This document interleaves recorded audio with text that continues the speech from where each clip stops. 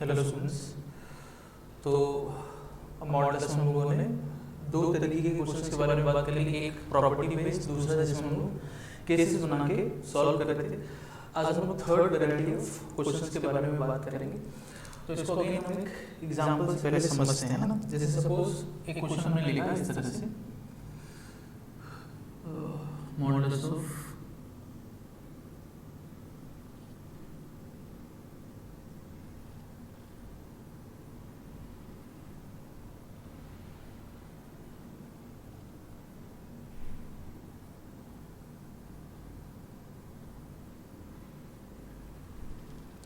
modulus of 2x minus 1 plus modulus of x plus 2 greater than or equal to modulus of 3x plus 1। ठीक है, अब एक instant में आपको देखने में ये बिल्कुल वैसा क्वेश्चन लग सकता है जैसा कि हम लोग प्रॉपर्टी बेस्ड क्वेश्चंस जिस तरह से करते थे, और हम चाहें तो हम इसको अगेन प्रॉपर्टी इसको हम केसेस बना के जैसे हम लोग क्वेश्चंस करते थे, हम लोग इसको अगेन केसेस बना करके सॉल्व कर सकते हैं।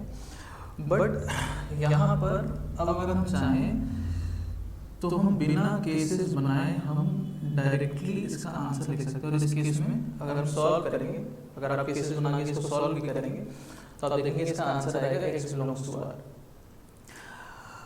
अगर आपको केसेस बनाने के लिए बोला जाता तो हम कैसे केसेस बनाते थे, तो बताया हुआ है कि जहाँ जहाँ भी हमको मॉडल दिखा है हर उस क्वांटिटी को हम 0 से इक्वेट करते तो हमको एक वैल्यू मिलती 1/2, है ना, एक वैल्यू प्लस 1/2, यहाँ से -2, यहाँ से -1/3, है ना, तो -1/3 एंड देन एक वैल्यू -2 इस तरह से। तो हम लोग चार केसेस बनाते हैं, x less than equal to -2, फिर एक केस बनाते -2 से -1/3, फिर एक केस बनाते -3 1/3 से 1/2, फिर एक बनाते 1/2 से आगे, इस तरह से चार केसेस बनाते। बट चारों केसेस जब आप सॉल्व करेंगे, फाइनल जब आप आंसर लिखेंगे तो आप देखेंगे आंसर ये है x बिलोंग्स टू r। तो अब यहाँ पर हमको केसेस बनाने की जरूरत नहीं है, हम डायरेक्टली यहाँ पर इसका आंसर लिख सकते हैं। अब बात ये कि हम कैसे सोच पा रहे हैं कि यहाँ पर हमको केसेस नहीं बनाना है और हम कैसे इसका आंसर लिख रहे हैं। तो अब इसके लिए हम लोग आज एक चीज डिस्कस करेंगे, दैट इज कॉल्ड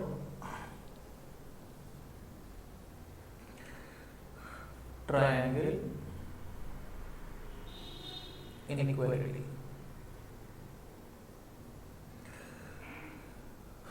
अब क्वेश्चन में जैसे हमने बोला कि हम लोग मॉडल्स में क्वेश्चन करेंगे कि तीन तरीके होते हैं ना।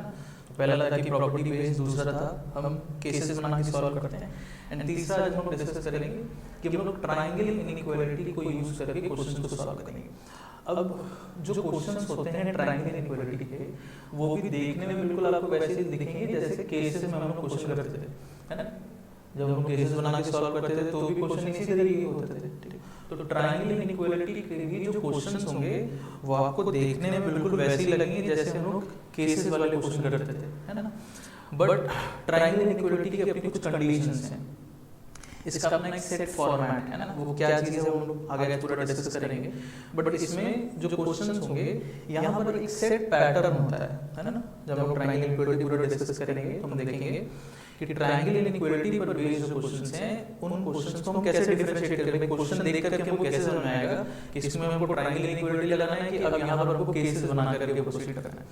तो केसेस तो एक जनरल तरीका हो गया कि आप कोई भी क्वेश्चन, अब इसमें भी मान लीजिए अगर हमको नहीं समझ में आता कि ट्रायंगल इनइक्वालिटी क्या है तो हम केसेस बना करके चाहे तो प्रोसीड कर सकते हैं। बट ऑब्वियसली अगर हम ट्रायंगल इनइक्वालिटी यूज करेंगे तो हमको केसेस बनाने नहीं पड़ेंगे एंड हमको डायरेक्टली आंसर हम लिख पाएंगे, तो बहुत आसान हो जाता है हमारे लिए। बट ऐसा नहीं कि आप हर क्वेश्चन में इसको यूज ही कर पाएंगे, ऐसा नहीं कि केसेस वाले जितने क्वेश्चन थे हम सारे इससे सॉल्व कर पाएंगे, नहीं। ट्रायंगल इनइक्वालिटी पर अगर वो क्वेश्चन बेस्ड है तो उस क्वेश्चन में एक सेट पैटर्न होना चाहिए। वो पैटर्न क्या है हम लोग देखेंगे। अगर आपका क्वेश्चन उस पर्टिकुलर पैटर्न या उस फॉर्मेट में नहीं है तो हम ट्रायंगल इनइक्वालिटी वाला कांसेप्ट फिर क्वेश्चंस में यूज नहीं करेंगे। अब जैसे मान लीजिए यहीं पर 3x की जगह लेट्स से 2x हो जाता तो हम नहीं कह सकते थे कि इसका आंसर क्या आएगा, फिर हमको केसेस बना के ही करना पड़ता। बात समझ आ रही। तो यहाँ पर क्वेश्चन में एक सेट तरीके का पैटर्न बताया गया है, एक सेट फॉर्मेट है यहाँ पर ट्रायंगल इनइक्वालिटी में। तो क्वेश्चन को हम कैसे डिफरेंशिएट करते हैं इसी तरह से। तो जब भी हमको क्वेश्चन अब दिखता है तो हम पहले देखते हैं कि क्या ये ट्रायंगल इनइक्वालिटी के फॉर्मेट को या उसके पैटर्न को फॉलो कर रहा है। अगर करेगा तो हम ट्रायंगल इनइक्वालिटी से उसका आंसर रिपोर्ट करेंगे, अगर नहीं करेगा तो फिर हम लोग केसेस बना करके प्रोसीड करेंगे। ठीक, अब देखते हैं कि ट्रायंगल इनइक्वालिटी में क्या क्या चीजें हैं, उसको हम कैसे अप्लाई कर रहे हैं। तो ट्रायंगल इनइक्वालिटी में दो स्टेटमेंट्स बताए गए हैं। पहला, mod of x plus mod of y is always greater than or equal to mod of x plus y, and this holds for all x and y belongs to R। अभी हम सारी चीजें explain करेंगे। mod x minus mod y is less than or equal to mod of x plus y for all x and y which belongs to R। अब triangle equality के दो statements हैं। पहला स्टेटमेंट है कि mod x plus mod y, इसकी जो value आएगी this will be always greater than और equal to mod of x plus y, and ये स्टेटमेंट ट्रू है for all x y belongs to R। मतलब आप x y की कोई रियल वैल्यू लीजिए, एनी वैल्यू, आप x y कुछ भी ले करके इसमें पुट करके देखेंगे तो आप देखेंगे कि mod x plus mod y का जो सम आ रहा है ये हमेशा mod of x plus y से या तो ये हमेशा ग्रेटर आएगा या इक्वल टू आएगा। मतलब mod x plus mod y less than mod of x plus y हो जाए, ऐसा पॉसिबल ही नहीं है।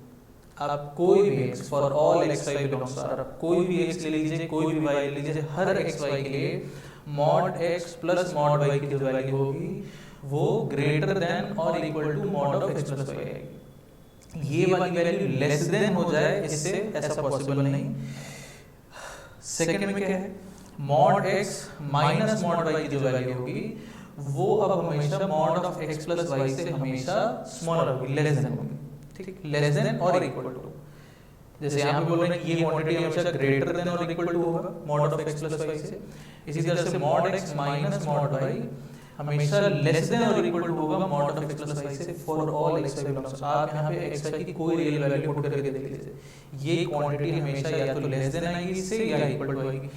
ये क्वांटिटी ग्रेटर देन हो जाए mod of x plus y से, ऐसा अगेन पॉसिबल नहीं। ठीक, अब ये स्टेटमेंट हम कैसे याद रखते हैं, इसका क्या इंटरप्रिटेशन है, कैसे अप्लाई करते हैं, सारी चीजें हम लोग देखेंगे। ठीक, पहले तो स्टेटमेंट्स क्या है, ठीक, अब इसको कैसे याद रखना है। तो इसको याद रखने के लिए क्या तरीका बताया कि आप क्या करिए, आप एक ट्रायंगल इमेजिन करिए। इसके प्रूफ में अभी हम लोग नहीं जाएंगे क्योंकि जब हम लोग कॉम्प्लेक्स नंबर्स पढ़ेंगे तो कॉम्प्लेक्स नंबर्स में भी हम लोग सेम इसी तरीके का स्टेटमेंट वहाँ पे पढ़ते हैं एंड फिर वहाँ पर हम लोग कॉम्प्लेक्स नंबर में उसको प्रूव करेंगे। मतलब सेम जो स्टेटमेंट्स हैं ये कॉम्प्लेक्स नंबर्स में भी होल्ड करते हैं। ठीक, बट क्योंकि हम लोग कॉम्प्लेक्स नंबर्स के बारे में डिस्कशन नहीं कर रहे हैं तो हम x y को रियल नंबर लेके चल रहे हैं, but same statements will hold even if x and y are complex numbers.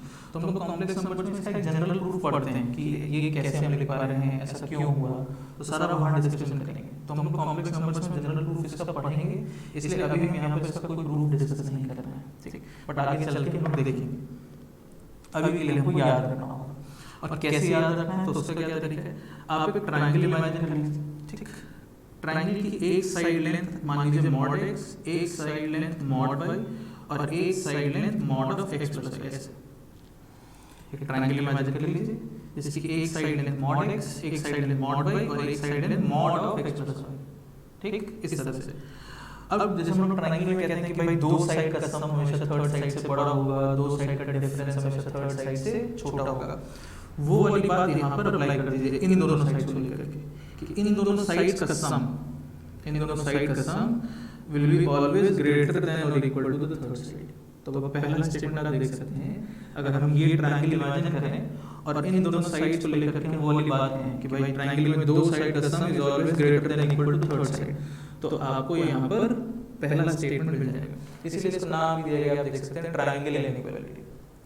ठीक है, सेकंड स्टेटमेंट दो साइड का डिफरेंस। हम लोग ट्रायंगल में दो चीजें कहते थे कि भाई दो साइड का सम will be always greater than equal to third side and दो साइड का difference will be always less than or equal to the third side। तो इन दोनों साइड्स का जो डिफरेंस है this will be less than or equal to third side। तो ऐसे याद रखेंगे, मतलब एक ट्रायंगल ने इमेजिन कर लिया, एक साइड लेंथ मॉड x, एक side length mod y, and then एक side length mod of x plus y।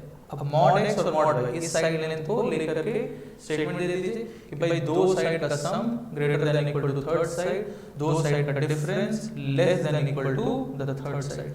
तो हमको यहाँ पर दोनों स्टेटमेंट्स मिल जाएंगे।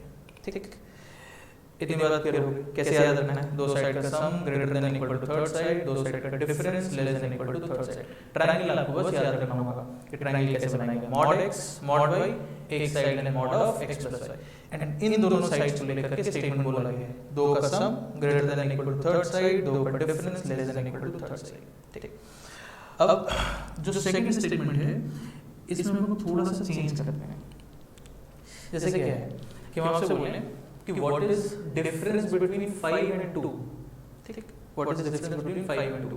तो आप बोलेंगे 5 एंड 2 के बीच का डिफरेंस इज 3। ठीक, हम आपसे बोले what is difference between 2 and 5। ठीक, तो अब आप इसको बोलेंगे -3। नहीं, जहां पर टर्म यूज किया जाता है डिफरेंस, जैसे हमने आपसे बोला व्हाट इज 2 - 5, तो ये -3 होगा। ठीक, बट जब हम आपसे बोलते हैं कि difference, what is difference between 2 and 5, तो difference is never reported as negative quantity. Difference is always reported as a positive quantity. By definition जो डिफरेंस है, डिफरेंस सब्ट्रैक्शन अलग चीज है, माइनस अलग चीज है ना। 2 - 5 ये -3 होगा। बट जब हम डिफरेंस की बात करते हैं तो डिफरेंस a एंड b का डिफरेंस a - b नहीं बताया गया है। जो डिफरेंस है बोला जाएगा कि what is difference between a and b, तो उसको डिफाइन किया गया ऐसे, modulus of a minus b। मतलब डिफरेंस आप जो रिपोर्ट करेंगे वो पॉजिटिव होना चाहिए। मतलब 5 एंड 2 का डिफरेंस तो मॉडुलस ऑफ 5 - 2, 2 एंड 5 का डिफरेंस तो मॉडुलस ऑफ 2 - 5। क्लियर हो? तो ये 3 रहेगा, ये भी आपका 3 रहेगा। मतलब डिफरेंस जो है वो कभी भी नेगेटिव नहीं रिपोर्ट किया जाता। Difference is always reported as a positive quantity. इस बात का ध्यान हमेशा रखेंगे। ठीक, difference between 2 and 5 is also 3, difference between 5 and 2 is also 3। Difference का मतलब सब्ट्रैक्शन नहीं है, है ना। 2 - 5 अलग चीज है, बट डिफरेंस तो उनके बीच में डिफरेंस कितने का है, तो दैट इज 3। क्लियर हो? डिफरेंस कभी नेगेटिव नहीं रिपोर्ट करते।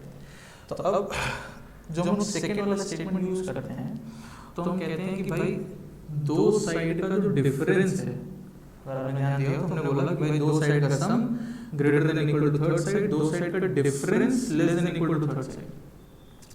तो जब दो साइड के डिफरेंस के बारे में बात कर रहे हैं मॉड x मॉड y, तो अब हमको तो नहीं पता ना कि ये वाली साइड लेंथ कितनी है, ये वाली, भाई ये तो x और y पर डिपेंड करेगा। मान लीजिए हमने x को 2 ले लिया, y को 5 ले लिया, तो ये तो 2 - 5 ऐसा हो गया, तो नेगेटिव मान लगेगा। But since difference is defined as positive quantity, तो यहाँ पे क्या किया गया है, इसमें एक ओवरऑल मॉडुलस भी लिया गया है। ये चीज ध्यान रखेंगे। जब बोलते हैं दो साइड का डिफरेंस, तो भाई आपने एक साइड लेंथ दी, एक साइड लेंथ दी। अब मान लीजिए ये साइड लेंथ 2 ले ली, हमने ये साइड लेंथ 5 ले ली, अब यहाँ पे 2 - 5 लिख रहे होंगे जो कि नेगेटिव हो जाए। बट क्योंकि डेफिनेशन हमेशा ऐसे बोलेगी कि दो साइड का difference is always less than equal to third side, तो ये क्योंकि एक डिफरेंस है तो ये हमेशा पॉजिटिव आना चाहिए। इसलिए यहाँ पर हमने इसके ऊपर एक ओवरऑल मॉडुलस लगा दिया, जस्ट टू एंश्योर कि हम यहाँ पर जो दोनों साइड का डिफरेंस रिपोर्ट कर रहे हैं अब ये एक पॉजिटिव क्वांटिटी हो। तो दो साइड का sum greater than equal to third side, दो साइड का difference less than equal to third side. ठीक, इतनी बात पहले हमको क्लियर हो गई, कैसे याद रखना है। ठीक, अब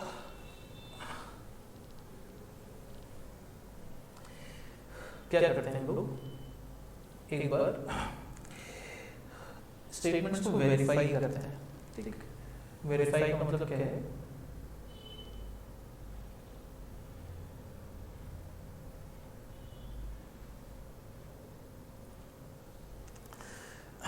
जैसे दिया है कि दिस स्टेटमेंट, अभी पहला स्टेटमेंट वेरीफाई कर रहे हैं, फिर सेकंड स्टेटमेंट देखते हैं। तो दिया है कि ये वाला जो स्टेटमेंट है ये हर x y के लिए ट्रू है, मतलब हम कैसा भी x y लें ये हमेशा ट्रू होगा। तो जब हम रियल नंबर की बात कर रहे हैं और जब हम मॉडुलस की बात कर रहे हैं, तो मॉडुलस में हम जैसे केसेस कैसे बनाते थे, या मॉडुलस ये किस पर डिपेंड करता था, कैसे ओपन कर देते थे, तो डिपेंड करता था अंदर की क्वांटिटी पॉजिटिव है नेगेटिव, उसी पर डिपेंड करता था। तो x और y क्योंकि दो अलग अलग क्वांटिटीज हैं, दो अलग अलग नंबर्स हैं, इनको लेकर के हम लोग चार केसेस सोच सकते हैं, मतलब इस स्टेटमेंट को ओपन करने के लिए हमारे पास चार तरीके हो सकते हैं कि भाई एक बार दोनों को पॉजिटिव मान के देखें, एक बार दोनों को नेगेटिव, फिर ये पॉजिटिव वाई नेगेटिव, एक बार वाई पॉजिटिव एक्स नेगेटिव, ठीक है। तो हम क्या करें, एक बार चारों तरीके के केसेस के लिए इस स्टेटमेंट को जस्ट वेरीफाई करें कि देखें कि हर एक्स वाई के लिए लिखा तो है कि भाई ये हर एक्स वाई के लिए ट्रू होगा, बट क्या ये हर तरीके के एक्स वाई के लिए ट्रू आ रहा है कि नहीं आ रहा है, बस उसको देखा जाए। तो केसेस कैसे सोच रहे हैं, दोनों पॉजिटिव, दोनों negative, positive negative, negative positive. इसके अलावा और कोई केस बन सकता है क्या? क्या आप यहाँ पर एक्स वाई के लिए और कोई तरीके का केस सोच सकते हैं? नहीं, है ना। यही चार चीजें बनेंगी। तो मान लीजिए मैंने एक्स को लिया 2 और वाई को लिया 5, ठीक है। एक बार मान लीजिए दोनों को नेगेटिव ले लेंगे, एक बार मान लीजिए इसको पॉजिटिव इसको नेगेटिव ले लेंगे, एक बार इसको नेगेटिव इसको पॉजिटिव ले लेंगे, ठीक है। अब जब x को ले रहे हैं 2 और 5 तो LHS ये कितना बन जाएगा 7 एंड RHS कितना आ जाएगा 2 + 5 7 का मॉडुलस 7। इस केस में इक्वल आ गया, ठीक है। नेक्स्ट केस दो नेगेटिव है -2 -5 तो -2 -5 तो -2 का मॉडुलस 2 -5 का मॉडुलस 5 अगेन 7 आ गया, -2 -5 -7 -7 का मॉडुलस 7 आ गया, तो LHS भी 7 आ गया, RHS भी 7 आ गया, ठीक है। 2 और -5 पुट करके देख लेते हैं, 2 और -5 ये भी 7 आ जाएगा, 2 -5 माइनस भी आ जाएगा, -3 का मॉडुलस 3 हो जाएगा, तो इधर बनेगा 7 इधर बनेगा 3 तो ग्रेटर देन -2 + 5 -2 + 5 लेंगे x और y को तो भी उधर 7 बनेगा इधर अगेन 3 बनेगा। अच्छा, तो पहले बात तो मुझे ये क्लियर हो जानी चाहिए कि भाई इन चार के अलावा और कोई तरीके का केस पॉसिबल नहीं, सारे पॉसिबल केसेस आपने ले लिए, दोनों पॉजिटिव दोनों नेगेटिव, ये पॉजिटिव तो ये नेगेटिव, ये पॉजिटिव तो ये नेगेटिव, और कोई केस बचा नहीं। अब चारों केस का एक बार रिजल्ट ऑब्जर्व करिए, तो आपको जो भी LHS मिल रहा है क्या ये कहीं पर भी लेस देन हुआ RHS से? क्या ये क्वांटिटी कहीं पर आपको लेस देन मिली इससे? कहीं मिला? नहीं मिला। जो भी हमको LHS मिल रहा है आप देख सकते हैं या तो ग्रेटर देन आ रहा है RHS से या तो इक्वल टू आ रहा है, इसके अलावा और कोई केस पॉसिबल नहीं है, पहले हमें क्लियर होना चाहिए। और किसी भी केस का हम रिजल्ट ऑब्जर्व कर रहे हैं तो हम देख रहे हैं कि जो LHS है दैट इज या तो ग्रेटर देन RHS आ रहा है या तो ग्रेटर देन आ रहा है, दो केसेस में ग्रेटर देन आ रहा है और दो केसेस में इक्वल टू आ रहा है। तो हम ये देख सकते हैं कि किसी भी एक्स वाई के लिए फॉर ऑल एक्स वाई जो भी रिजल्ट आएगा वो या तो ग्रेटर देन आएगा और इक्वल टू, मतलब ये जो रिजल्ट है दिस इज ऑलवेज ऑलवेज हर एक्स वाई के लिए हर जगह this is always greater than और equal to the RHS, always greater than और इक्वल टू द RHS। कहीं पर भी लेस देन हो गया हो ऐसा रिजल्ट अपन ने देखा, तो दो साइड का सम तीसरी साइड से छोटा आ जाए लेस देन आ जाए ऐसा तो पॉसिबल ही नहीं। क्लियर हो गया? दो साइड का सम हमेशा आएगा या तो ग्रेटर देन आएगा थर्ड साइड से या तो इक्वल टू आएगा थर्ड साइड से, ये लेस देन हो जाए ऐसा पॉसिबल नहीं है। अब पहले तो हमको यहाँ तक की बात एकदम क्लियर हो जानी चाहिए रिजल्ट से, इसलिए मैंने वेरीफाई करके देखिए सारे तरीके के केसेस बना लिए और हर केस में रिजल्ट आया है ग्रेटर देन या इक्वल टू, ये लेस देन इससे ऐसा पॉसिबल नहीं है। दो साइड का सम लेस देन हो जाए थर्ड साइड से ऐसा रिजल्ट पॉसिबल ही नहीं है, इसीलिए लिखा गया फॉर ऑल एक्स वाई, ये हमेशा होगा ग्रेटर देन और equal to the third side. अब इतनी बात के बाद जैसे अगर हमसे पूछा जाए कि चलिए बताइए कि ट्रायंगल इक्वालिटी का जो फर्स्ट स्टेटमेंट है इसमें इक्वालिटी कब होल्ड करेगी, मतलब ये तो हमको पता है कि भाई ये हमेशा ग्रेटर देन होगा, है ना, हमेशा ग्रेटर देन होगा या इक्वल टू होगा, कभी लेस देन तो होगा नहीं। अच्छा, किस केस में इक्वल टू होगा? अगर हमसे पूछा जाए कि चलिए यहाँ पर एग्जैक्टली इक्वल टू होने के लिए क्या कंडीशन है, मतलब कब दो साइड का सम एग्जैक्टली इक्वल टू हो जाएगा थर्ड साइड के, इक्वालिटी के लिए क्या कंडीशन है? तो आप देख सकते हैं दो केसेस में जिसमें इक्वालिटी आई है वो कैसे केसेस हैं, कौन कौन से केसेस हैं?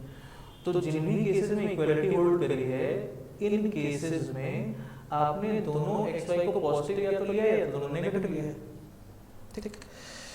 तो अगर हमसे पूछा जाए कि भाई ट्रायंगल इक्वालिटी में जो फर्स्ट स्टेटमेंट है यहाँ पर इक्वालिटी होल्ड करने की कंडीशन क्या है, ये बात पहले क्लियर हो गई कि लेस देन होगा नहीं, हमेशा ही या तो ग्रेटर देन होगा या तो इक्वल टू होगा।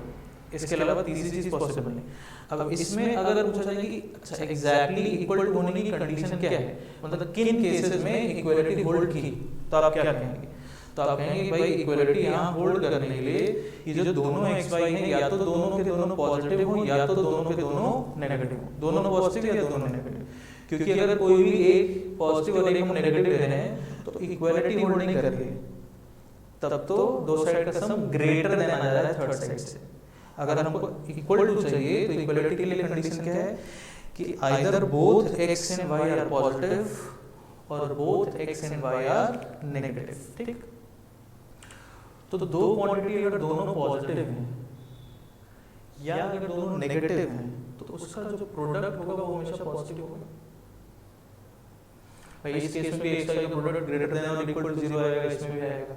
इस केस में एक्स वाई का प्रोडक्ट नेगेटिव आएगा, इसमें नेगेटिव आएगा। ठीक, तो हम देख रहे हैं कि जिनमें इक्वलिटी होल्ड कर रही है उनके करस्पॉन्डिंग जो केसेस है, अगर हमसे उसकी कंडीशन पूछा जाए, जो पूछा जाए कि कंडीशन बताइए कि किस कंडीशन में यहाँ इक्वलिटी होल्ड करेगी, तो हम कह सकते हैं ये हमारी कंडीशन है कि जब भी एक्स वाई का प्रोडक्ट ग्रेटर देन और इक्वल टू 0 हो रहा होगा तो हमको यहाँ पर एग्जैक्टली इक्वल टू मिल जाएगा। उस केस में mod x plus mod y की value, mod x plus mod y की जो भी वैल्यू आएगी वो mod of x plus y के बराबर आ जाएगी, इक्वल टू आ जाएगी। उसके लिए क्या जरूरी है, या तो हम दोनों को पॉजिटिव लें या दोनों को नेगेटिव लें।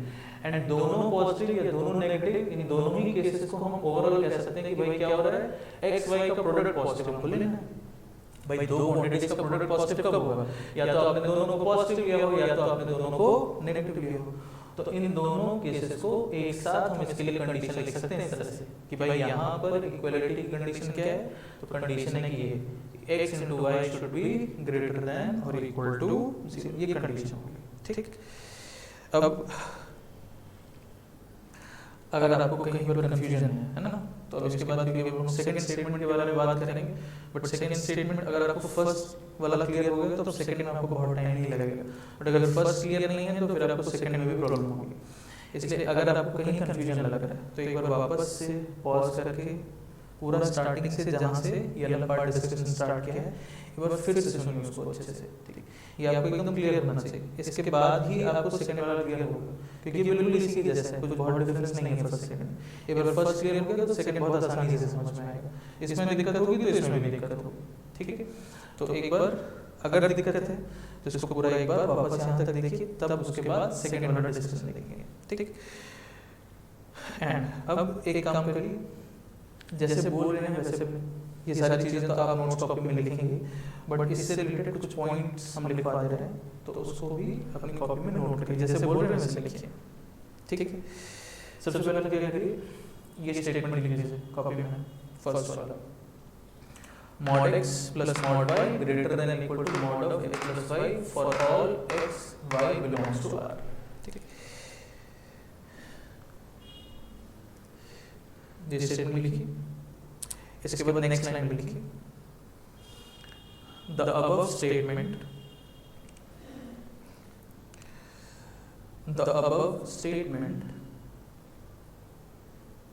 is true. The above statement is true for all values of x and y. The above statement is true for all values of x and y. अब कैसा भी x and y लेंगे, हर x and y के लिए true. The above statement is true for all values of x and y, and it is not possible for any value of x and y, and it is not possible for any value of x and y that के बाद देखिए क्या possible नहीं है, यहाँ पर इसको हटा देते हैं, and it is not possible for any value of x and y that mod x plus mod y is less than mod of x plus y। ये पॉसिबल नहीं है किसी भी x y के लिए, है ना। and it is not possible for any value of x and y that के बाद ये लिखिए, that mod x plus mod y is less than mod of x plus y। ऐसा तो पॉसिबल ही नहीं है ना, दो साइड का सम तीसरी साइड से छोटा आ जाए, ऐसा पॉसिबल नहीं। क्लियर हो गया? नेक्स्ट लाइन में लिखिए इसके बाद, In the above statement,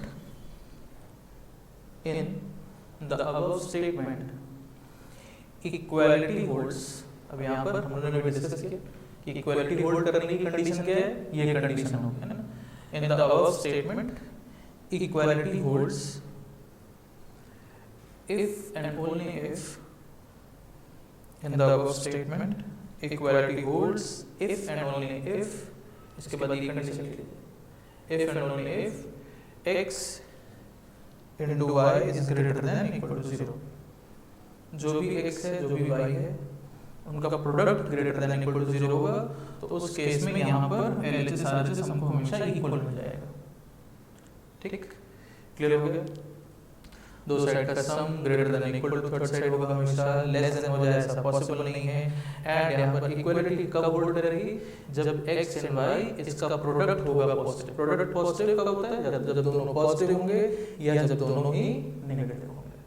ठीक है, चलिए अब इसके बाद हम आते हैं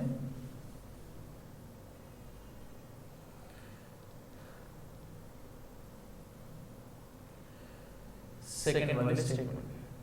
ठीक, अब सेकंड वाले स्टेटमेंट में क्या बोला गया कि भाई दो साइड का जो डिफरेंस है, क्योंकि डिफरेंस की बात कर रहे हैं हमेशा पॉजिटिव होना चाहिए, इसलिए एक ओवरऑल मॉडुलस लगा दिया गया जस्ट टू इंश्योर कि ये जो क्वांटिटी लिखी है एलएचएस में ये पॉजिटिव है, क्योंकि इसको हम किसी दो चीजों का डिफरेंस बोल रहे हैं। तो दो साइड का difference is always less than equal to third side. अब अगेन एक बार इसको भी वेरीफाई किया जाए, जैसे यहाँ पे लिखा है कि भाई हर x y के लिए ट्रू होगा, मतलब ये वाली वैल्यू ग्रेटर देन आ जाए इससे, ऐसा पॉसिबल है ही नहीं, क्योंकि हर x y के लिए रिजल्ट या तो लेस देन होगा या तो इक्वल टू होगा। ठीक है, अगेन इसको एक बार वेरीफाई करके देखा जाए। सेम चार ही केसेस बनेंगे x y के लिए, दोनों पॉजिटिव दोनों negative, positive negative positive negative. इसको ले लेते हैं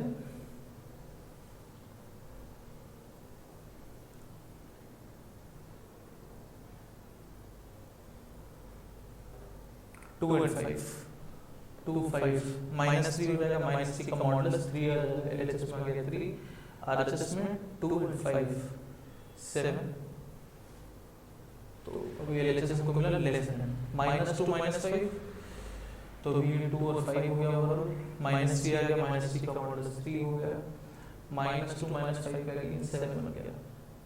2 and माइनस 5, 2 माइनस 5 3 है ना, 2 5 हो जाएगा, 2 माइनस 5 माइनस 3, माइनस 3 का मॉडुलस अगेन 3 आ जाएगा, 2 माइनस 5 माइनस 3 का मॉडुलस 3 हो जाएगा, माइनस 2 प्लस 5 माइनस 2 प्लस करेंगे तो 3 बनेगा, 3 का मॉडुलस 3 आ गया, माइनस 2 प्लस 5 3 का मॉडुलस 3 आ गया। इस केस में इक्वल टू है, इस केस में इक्वल टू है, इस केस में अगेन लेस देन है। अब फिर वही चीज हम देख पा रहे हैं कि कैसा भी केस हम बनाएंगे, कोई भी केस, हर केस में जो एलएचएस वाला पार्ट है ना, दो साइड का जो डिफरेंस होगा वो या तो आएगा less than the third side या आएगा इक्वल टू थर्ड साइड। क्या कोई ऐसा केस आपको दिखा जहां पर दो साइड्स का डिफरेंस आपको greater than the third side मिलके हो? क्या ऐसा पॉसिबल है?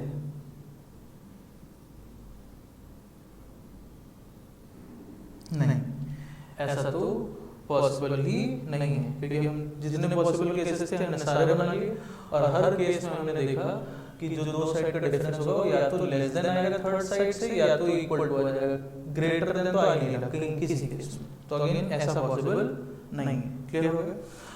एंड अब यहाँ पर अगर हमसे पूछा जाए, जैसे फर्स्ट वाले में हमने बात की कि भाई यहाँ पर फर्स्ट वाले केस में इक्वालिटी की क्या कंडीशन थी वो अलग से याद रखा है ना, कि इन दोनों का प्रोडक्ट पॉजिटिव होना चाहिए। यहाँ पे इक्वालिटी की क्या कंडीशन है तो अब खुद देखिए चलिए कि सेकंड वाले स्टेटमेंट में इक्वालिटी कब कब होल्ड करेगी, किन किन केसेस में इक्वालिटी, यहाँ और यहाँ पे इक्वालिटी है। तो इक्वालिटी के लिए केस देखिए कैसे केस है, एक पॉजिटिव एक नेगेटिव, एक नेगेटिव एक पॉजिटिव। मतलब ओवरऑल क्या हो गया कि यहाँ पर सेकंड वाले केस में इक्वालिटी होल्ड करने के लिए क्या जरूरी है कि x y में से कोई एक पॉजिटिव और कोई एक नेगेटिव होगा, कोई एक पॉजिटिव एक नेगेटिव, उन्हीं केसेस में इक्वालिटी होल्ड कर रही है। अगर दोनों पॉजिटिव हैं या दोनों नेगेटिव हैं तो अब इक्वालिटी होल्ड नहीं कर रही। क्लियर हुआ? तो अब सेकंड केस के लिए अगर हमसे पूछा जाता कि चलिए बताइए सेकंड केस में इक्वलिटी होल्ड करने की कंडीशन क्या है, यहाँ पर कब इक्वलिटी होल्ड करेगी? तो अब हम क्या कहेंगे, इक्वलिटी के लिए कंडीशन क्या है, कोई एक पॉजिटिव एक नेगेटिव। तो अगर एक पॉजिटिव है क्वांटिटी एक नेगेटिव है तो उनका प्रोडक्ट हमेशा कैसा आएगा, लेस देन इक्वल टू 0। तो अब सेकंड स्टेटमेंट में बोला जाए कि इक्वलिटी होल्ड करने की कंडीशन, तो यहाँ पर अब इक्वलिटी होल्ड करने की कंडीशन है कि इन दोनों का प्रोडक्ट होगा लेस देन इक्वल टू 0। अब देख सकते हैं जब एक पॉजिटिव एक नेगेटिव लिया है उन्हीं केसेस में इक्वलिटी होल्ड करी है। ठीक, आज वाला जो ट्रायंगल इक्वलिटी वाला पोर्शन है ये मॉडुलस में सबसे इम्पोर्टेंट पोर्शन है, एंड ये आपको बहुत अच्छे से क्लियर होना चाहिए। आप देखेंगे क्वेश्चंस में इसका यूज बहुत ज़्यादा है, एंड इवन जब हम लोग 12th में फंक्शंस पढ़ते हैं जो कि कैलकुलस का सबसे इम्पोर्टेंट चैप्टर है, तो उसमें अगेन हम लोग मॉडुलस के बारे में डिस्कशन करेंगे। अभी तो हम लोग केवल जैसे मॉडुलस हो गया या बाकी चीज़ें हैं तो केवल अलजेब्राइक प्रॉपर्टीज पढ़ रहे हैं, but modulus as a function, इसका ग्राफ, इसकी बाकी सारी चीज़ें वो 12th में पढ़ते हैं। बट वहाँ पे भी बहुत सारे क्वेश्चन आप देखेंगे जिसमें ट्रायंगल इक्वलिटी का एप्लीकेशन होता है, तो ये चीज़ हमको बहुत अच्छे से क्लियर होनी चाहिए। ठीक, थोड़ा सा आपको डिफिकल्ट लग सकता है इसलिए मैं बोल रहा हूँ कि आप ज़रूर इस लेक्चर को 1 से 2 बार देखेंगे, है बहुत आसान चीज़ है ना। जब हम इसको अप्लाई करेंगे तो आप देखेंगे डायरेक्टली लोग आंसर लिख पाएंगे हर केस में इस तरह से। तो एक बार समझ में आ गया तो अप्लाई करना बहुत आसान है। ठीक है, तो स्टिल अगर लग रहा है कि नहीं इसमें डाउट है, कुछ प्रॉब्लम है, तो वीडियो को मल्टीपल टाइम्स देखिए। ठीक है, अभी जो हमने केवल डिस्कस किया कि भाई स्टेटमेंट क्या है ना, अब इसको कैसे अप्लाई करना है वो भी देखेंगे। क्वेश्चन में इसको कैसे अप्लाई किया वो अलग चीज़ है, स्टेटमेंट क्या लिखा गया है, ये हर एक के लिए ट्रू हो रहा है, यहाँ पर कब इक्वलिटी होल्ड कर रही है, ये सारी चीज़ें। तो अभी स्टेटमेंट क्या है केवल इसका थ्योरी भी हमने डिस्कस किया, तो भी वो हमको क्लियर होना चाहिए। फिर एप्लीकेशन पार्ट कैसे अप्लाई कर रहे हैं वो भी देखेंगे। ठीक है, तो अब चलिए कॉपी में जैसे उन्होंने फर्स्ट के लिए कुछ पॉइंट्स लिखे थे वैसे हम सेकंड के लिए बोल रहे हैं, उसको अगेन कॉपी में लिखेंगे सब लोग।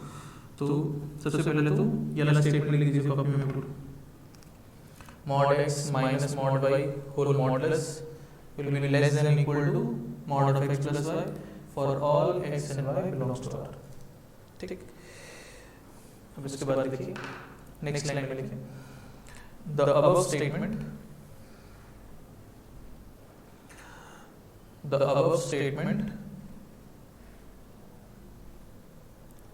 is the above statement is true. The above statement is true for all values of x and y। Her x y के लिए true है। The above statement is true for all values of x and y, and it is not possible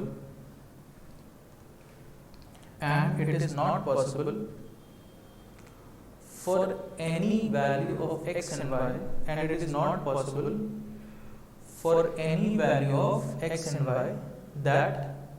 अब यहाँ पर क्या possible नहीं कि ये वाला जो पार्ट होगा ये ग्रेटर देन और से हो जाए, है ना, लेस देन और इक्वल टू होगा हमेशा, या तो लेस या इक्वल टू, ये ग्रेटर देन हो जाए इससे ये पॉसिबल नहीं। And it is not possible for any value of x and y that के बाद ये लिखेंगे that mod x minus mod y whole modulus greater than mod of x plus y, ये पॉसिबल नहीं। दो साइड का difference तीसरी side से बड़ा आ जाए ऐसा पॉसिबल नहीं है। And it is not possible for any value of x and y that के बाद ये स्टेटमेंट। ठीक है, इसके बाद नेक्स्ट लाइन में लिखेंगे in the above statement equality holds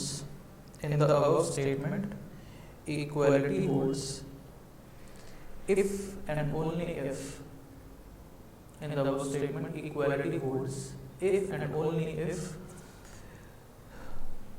अब यहाँ पर इक्वलिटी होल्ड करने की कंडीशन क्या है यहाँ पर कि x जो भी x होगा एंड ये जो भी y होगा x y का प्रोडक्ट होगा लेस देन और इक्वल टू 0, ये लिख लेंगे।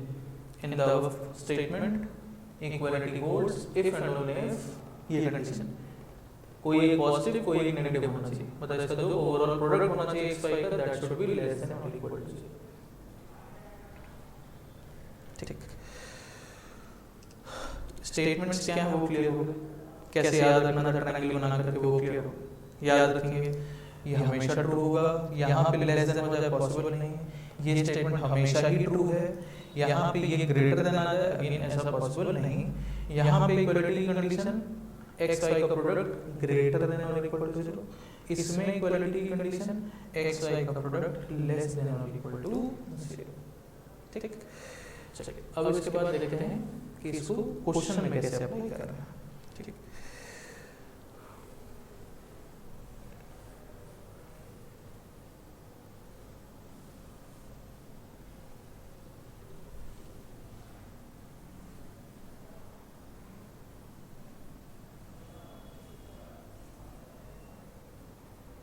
देखिए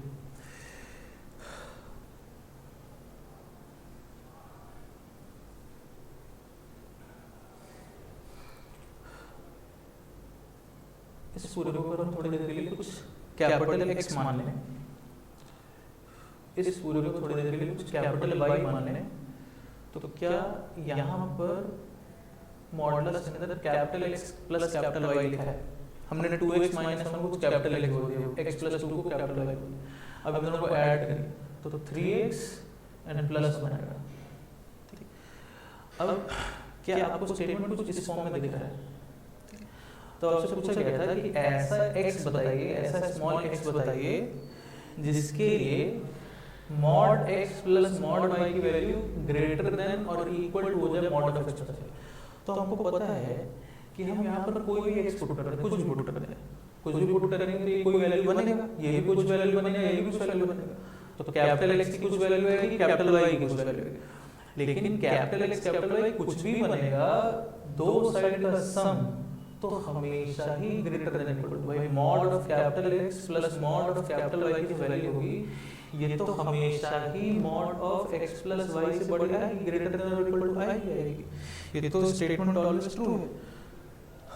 तो बताइए यहाँ पर कौन सा ऐसा स्मॉल x हम पुट करें जिसके लिए दो साइड का सम ग्रेटर देन और इक्वल टू थर्ड साइड हो जाए। तो हमको पता है कि दो साइड का सम हर केस में, हर जगह, हर वैल्यू पर आप यहाँ पर कोई वैल्यू पुट कर लीजिए, इसकी कुछ भी वैल्यू बन जाए, ये वाली क्वांटिटी तो हमेशा ही ग्रेटर देन और इक्वल टू थर्ड साइड आएगी ही आएगी हर केस में।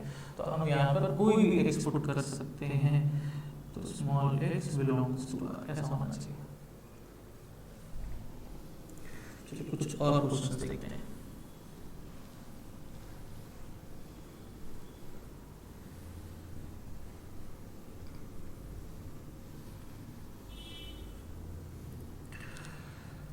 सेम क्वेश्चन नंबर रख रहे हैं, मतलब डेटा हम चेंज नहीं कर रहे ताकि आपको सोचने में थोड़ा आसानी हो। Mod of 2x minus 1 plus mod of x plus 2 बोला जाए, बताइए कब होगा less than mod of 3x plus 1। तो आपको सोच के बताइए क्या आंसर आना चाहिए। ऐसा क्या आप यहाँ पे स्मॉल x की वैल्यू पुट करें कि मॉड x है, ये y है और यहाँ मॉड के अंदर x प्लस y है। अब जब हम स्टार्टिंग में बात कर रहे थे कि हम कैसे डिफरेंशिएट कर रहे होंगे कि ये क्वेश्चन हम लोग का ट्रायंगल इक्वलिटी पर बेस्ड है कि हमको केसेस बनाने हैं। तो ट्रायंगल इक्वलिटी की स्टेटमेंट का एक पैटर्न है कि भाई मॉड x होगा, फिर प्लस मॉड y होगा और एक तरफ मॉड के अंदर x प्लस y होगा। अब यहाँ पर अगर x प्लस y जैसे हमने उस समय बोला था कि अगर यहाँ पे 3 की जगह 2 हो जाता, तो क्या अब इन दोनों को ऐड कर लिया था? क्या आप इसको x प्लस y कह पाते हो? नहीं कह पाते। और नहीं कह पाते तो फिर ट्रायंगल इक्वलिटी के बारे में सोच ही नहीं पाते, क्योंकि ट्रायंगल इक्वलिटी के लिए एक तरफ मॉड x पहले स्टेटमेंट की अगर बात करें तो mod x plus mod y होगा और इधर mod of x plus y होगा, तब हम उसके लिए फर्स्ट स्टेटमेंट के बारे में सोच पाएंगे। तो एक सेट पैटर्न है। सेकंड स्टेटमेंट के लिए भी सेट पैटर्न है, मॉड x हो माइनस मॉड y हो, ओवरऑल मॉडुलस लगा हो और फिर इस तरफ मॉड के अंदर x प्लस y हो, फिर हम सेकंड स्टेटमेंट के बारे में सोच पाएंगे।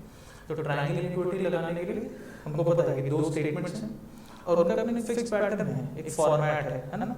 तो अगर आपको उस तरीके के फॉर्मेट में दिखेगा तभी हम ट्रायंगल इक्वलिटी के बारे में सोच भी पाएंगे। अच्छा इसमें हमको ट्रायंगल इक्वलिटी से चलना है, इस तरह से हम सोच सकते हैं। अब यहीं पर सिंपली अगर 2 हो जाता तो हम नहीं कर सकते थे, क्योंकि हम देख रहे हैं अब ये x और y अगर इसको मानते हैं तो हम इसको x प्लस वाई नहीं कह सकते। तो अगर ये x प्लस वाई ही नहीं बना तो हम इसको ट्रायंगल इक्विलिटी का पहला स्टेटमेंट कैसे सोचते कि भाई mod x plus mod y, तो यहाँ मॉड के अंदर x प्लस वाई होना चाहिए ना यार, बात समझिए वाली। तो इसीलिए बोला गया कि क्वेश्चन देख करके आइडेंटिफाई करना आसान है कि ये आपका ट्रायंगल इक्विलिटी पर बेस्ड है या नहीं है, क्योंकि दो ही स्टेटमेंट्स हैं, दोनों स्टेटमेंट्स आपको याद होना चाहिए। उसका पैटर्न, उसका फॉर्मेट देख लिया जाए, अगर वैसा फॉर्मेट क्वेश्चन में है तो हम चलेंगे ट्रायंगल इक्विलिटी से, नहीं तो फिर हम केसेस बना करके ही प्रोसीड करेंगे। ठीक है, चलिए तो अब आते हैं वापस इस क्वेश्चन पर कि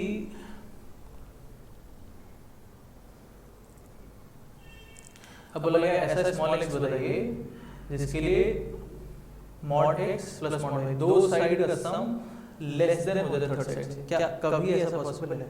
भाई आपने x को कुछ पुट किया तो कैपिटल X कुछ बन गया, कैपिटल Y कुछ बन गया, तो ये capital X plus capital Y तो लिखा हुआ है, तो क्या दो साइड का sum less than third side है, ऐसा पॉसिबल है? क्या कोई ऐसा स्मॉल x आप यहाँ पुट कर सकते हैं जिसके लिए ऐसा हो जाए, ऐसा ट्रू हो जाए? ऐसा पॉसिबल ही नहीं है, क्योंकि दो साइड का सम हमेशा ही आता है या तो ग्रेटर देन या इक्वल टू, ये लेस देन हो जाए ऐसा तो पॉसिबल ही नहीं है। बात समझ आ रही? ठीक है, चलिए इसी में दो क्वेश्चन कर लिए होंगे। चलिए थर्ड देखते हैं, एक और सेम डेटा रखते हैं।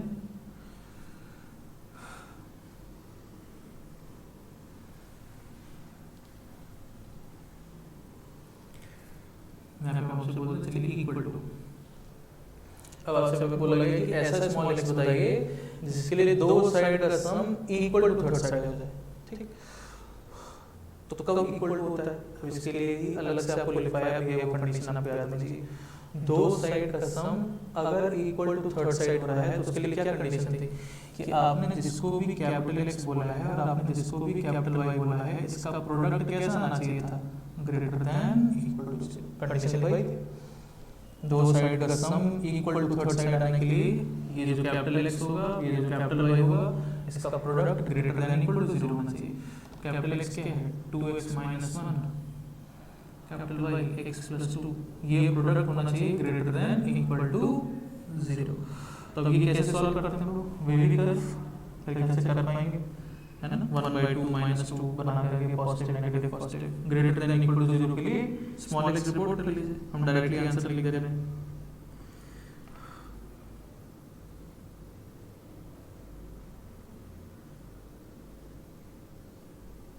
वेवी कर्व से सॉल्व कर लेंगे, और हम लोग वेवी कर्व पूरा पढ़ चुके हैं, इसमें प्रॉब्लम नहीं होनी चाहिए।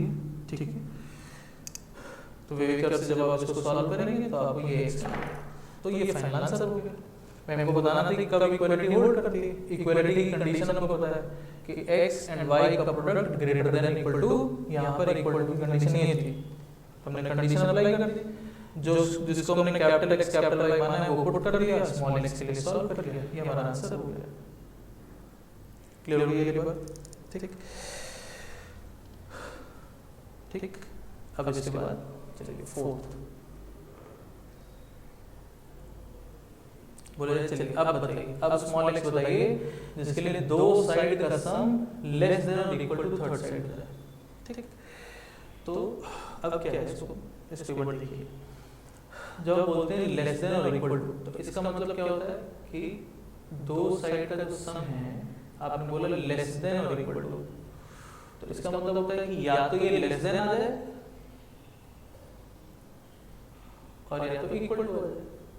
मैं यही बोलते हैं ना, लेस देन और इक्वल टू, तो इसका मतलब क्या होगा कि भाई या तो लेस देन आए या तो इक्वल टू है। अच्छा, लेस देन आना पॉसिबल नहीं है, दो साइड का सम थर्ड साइड से छोटा हो जाए, ना याद रखना है। जो पॉइंट्स हमने लिखवाए थे आपको दोनों स्टेटमेंट्स में, वो याद होना चाहिए क्या चीज पॉसिबल नहीं है, कब इक्वालिटी होल्ड करती है, एकदम क्लियर होना चाहिए। तो दो साइड का सम लेस देन हो जाए ऐसा तो पॉसिबल ही नहीं है, तो यहाँ से तो आपको स्मॉल x5 मिल जाएगा। अभी हमने इसके पहले क्वेश्चन भी किया था सेम, है ना? कब इक्वल टू होगा? इक्वल टू अभी हमने लास्ट क्वेश्चन सॉल्व किया था, इक्वल टू के लिए ये वाला पार्ट था कि इक्वालिटी होल्ड करने की कंडीशन क्या है?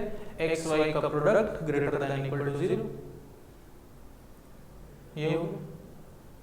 तो सेकंड वाले पार्ट के लिए हमको ये x आंसर मिलेगा, x बिलोंग्स टू कुछ आएगा, ठीक। अब आपको दोनों का यूनियन करना है, तो फाई में आप इसका यूनियन भी करेंगे तो यही आपका आंसर होगा, है ना। यानी कि इस केस का फाइनल आंसर आपका यही होगा,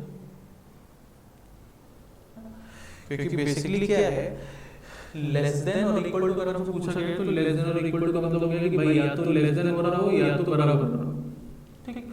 लेस देन होगा नहीं, वो तो पॉसिबल नहीं है, तो इस लेस देन के लिए तुमको कोई आंसर मिलेगा नहीं, वहां से x ही आएगा। जो भी आंसर मिलेगा वो इस वाले केस के लिए मिलेगा, भाई ये लेस देन हो नहीं सकता, पूछा गया है लेस देन हो जाए या इक्वल टू हो जाए, तो ये तो पॉसिबल नहीं है ना, तो इसके लिए तो कोई x नहीं मिलेगा।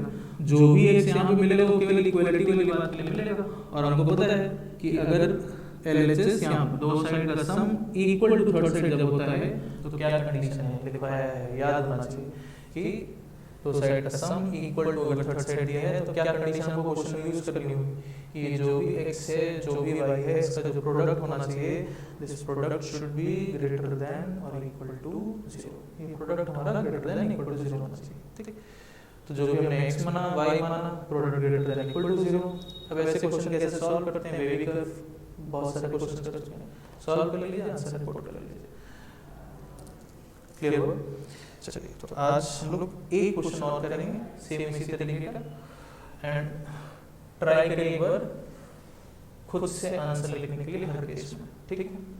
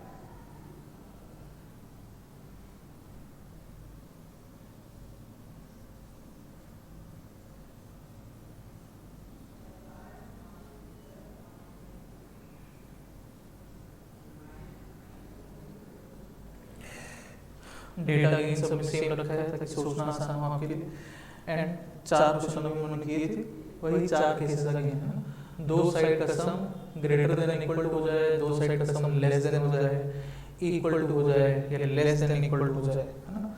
तो एक बार इसको नोट कर लीजिए, खुद से एक बार आंसर लिखिए। चलिए वीडियो पॉज कर दीजिए, खुद से सबके लिए एक बार ट्राई करिए, खुद से एक बार आंसर लिखिए, तब उसके बाद सॉल्यूशन देखेंगे।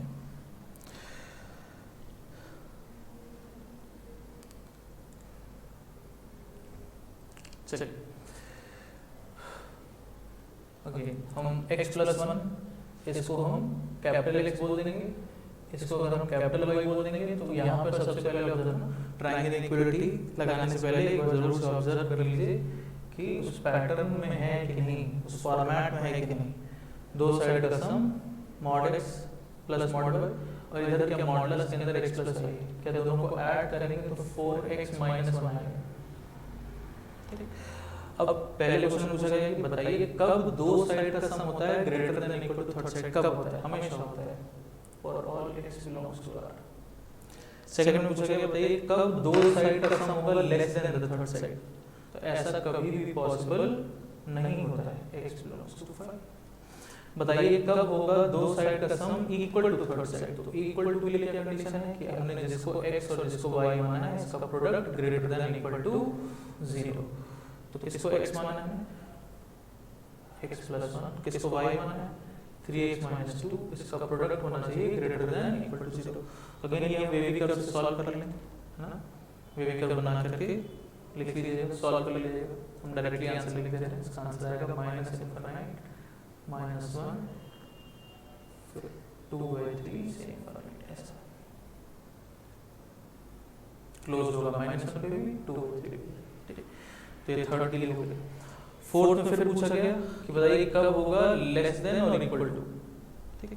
तो फिर लेस देन पॉसिबल नहीं है, तो इसके लिए तो कोई एक्स हमको मिलेगा नहीं। इक्वल टू पॉसिबल है, तो जो भी इसका आंसर आएगा वो केवल इस वाली कंडीशन के लिए आएगा, इक्वल टू वाले के लिए, क्योंकि लेस देन हो जाए ऐसा पॉसिबल नहीं है। और इक्वल टू के लिए अभी हमने सॉल्व किया, तो जो आंसर इसके लिए है सेम वही आंसर इसके लिए भी है, यानी कि इस वाले केस में भी इसका केस आंसर यहाँ लिख देता है, इसका भी फाइनल आंसर वही आ जाएगा, -∞ से -1 2/3। इसका आंसर क्यों सेम हो रहा है? क्योंकि लेस देन इक्वल टू में भी लेस देन पॉसिबल नहीं है, तो केवल जो इक्वल टू बच गया आंसर केवल उसी के करस्पॉन्डिंग मिलेगा, तो केवल इक्वल टू वाले पार्ट के लिए आंसर मिलेगा। तो जो आंसर इसके लिए आ रहा है वही सेम आंसर इसके लिए है।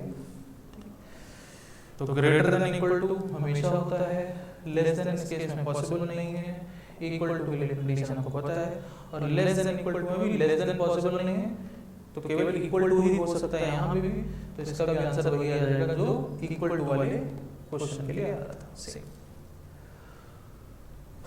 तो आई थिंक अभी के लिए ये बात इतनी क्लियर हो गई। तो आज का लेक्चर अभी हम लोग इसको यहीं पर स्टॉप करेंगे, एंड नेक्स्ट टर्न पर हम लोग अगेन क्वेश्चंस ही करेंगे, केवल इस पर बेस्ड, ट्रायंगल इक्वालिटी पर बेस्ड और क्वेश्चंस करेंगे, ठीक है। चलिए ओके देन, थैंक यू।